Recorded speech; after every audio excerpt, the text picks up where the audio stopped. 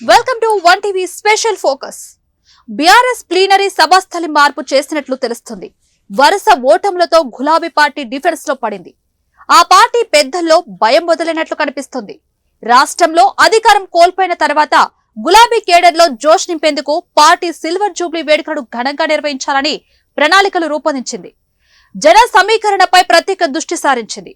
Sentiment గా వరంగల్లో సభ నిర్వహించాలని భావించింది బీఆర్ఎస్. అయితే ఆశించిన మేర ప్రజలు రాకపోతే పరువు పోతుందని సభా వేదికను మార్చాలని నిర్ణయించిందట.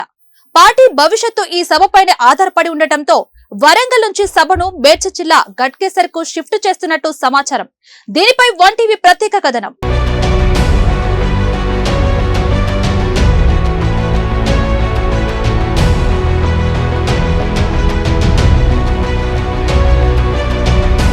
బీఆర్ఎస్ పార్టీ ఆవిర్భవించి ఏప్రిల్ 27కి 25 ఏళ్లు అవుతుండటంతో సిల్వర్ జూబ్లీ వేడుకలను వైభవంగా నిర్వహించాలని భావిస్తోంది.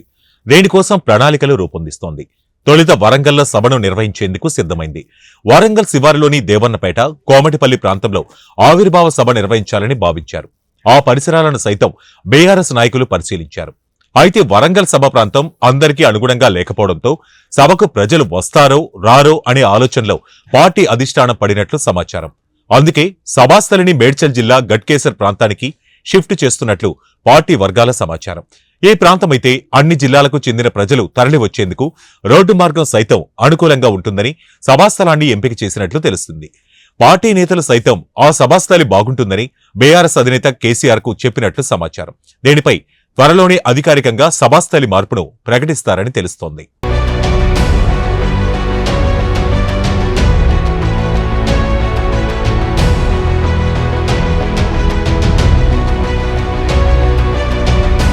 మరోవైపు ఏప్రిల్ నెలలో ఎండలు ఎక్కువగా ఉంటాయి. దీనికి తోడు వరి కోతలు సైతం ముమ్మరంగా సాగుతాయి. ప్రజలంతా వ్యవసాయ పనుల్లో నిమగ్నమవుతారు. దీంతో వరంగల్ అనుకూలంగా ఉండదని, సభకు జనాన్ని తరలించడం కష్టమవుతుందని నేతలు ఈ నిర్ణయానికి వచ్చినట్లు తెలిసింది. ఇప్పటికే సభకు 5 లక్షలకు పైగా తరలించాలని భావిస్తున్నారు. అసెంబ్లీ, పార్లమెంటు వరుస ఓటములతో నైరాశ్యంలో ఉన్న కేడర్లో జోష్ నింపాలంటే సభను సక్సెస్ చేయాల్సిన ఆవశ్యకత ఎంతైనా ఉంది. ఒకవేళ సభను సక్సెస్ చేయకపోతే క్యాడర్ మరింత నైరాశ్యంలో పడటంతో పాటు రాబో మండల, జిల్లా పరిషత్, మున్సిపల్, కార్పొరేషన్ ఎన్నికల్లోనూ ఆ ఎఫెక్ట్ పడే అవకాశం ఉంటుందని పార్టీ పెద్దలు కూడా భావించినట్టు తెలుస్తోంది.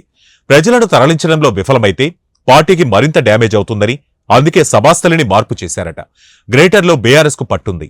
24 అసెంబ్లీ స్థానాల్లో 16 స్థానాల్లో బీఆర్ఎస్ విజయం సాధించగా, కంటోన్మెంట్ కు జరిగిన ఉప ఎన్నికల్లో కాంగ్రెస్ విజయం సాధించడంతో బీఆర్ఎస్ బలం 15 స్థానాలకు చేరింది. ఏదేమైనా పట్టణ ప్రాంతంలో సభ నిర్వహిస్తే జనాల తరలింపు ఈజీగా ఉంటుందని అనుకుంటున్నారు.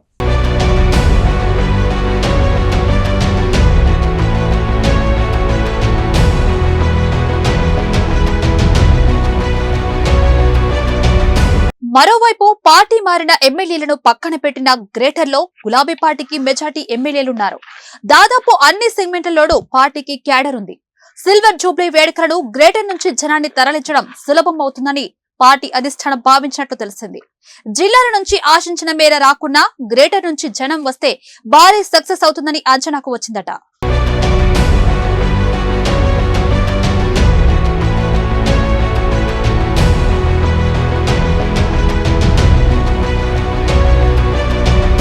గ్రేటర్లోని ప్రతి సెగ్మెంట్ నుంచి 10 నుంచి 20 వేల మందిని తరలించేందుకు ఎమ్మెల్యేలు, ఇన్ఛార్జీలకు టార్గెట్ విధించాలని పార్టీ అధిష్టానం నిర్ణయానికి వచ్చినట్లు సమాచారం.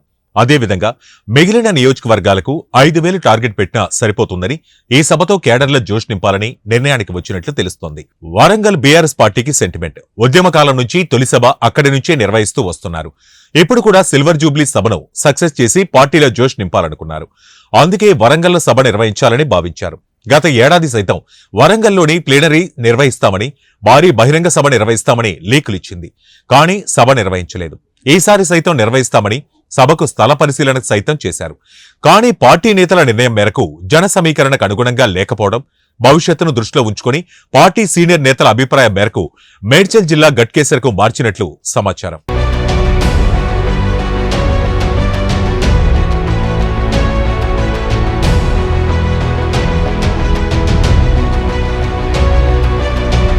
ఇప్పటికే బీఆర్ఎస్ ఎన్నో ఇబ్బందులు ఎదుర్కొంటుంది. ఇటీవల జరిగిన గ్రాడ్యుయేట్, ఉపాధ్యాయ ఎమ్మెల్సీ ఎన్నికల్లో పోటీ కూడా చేయలేకపోయింది.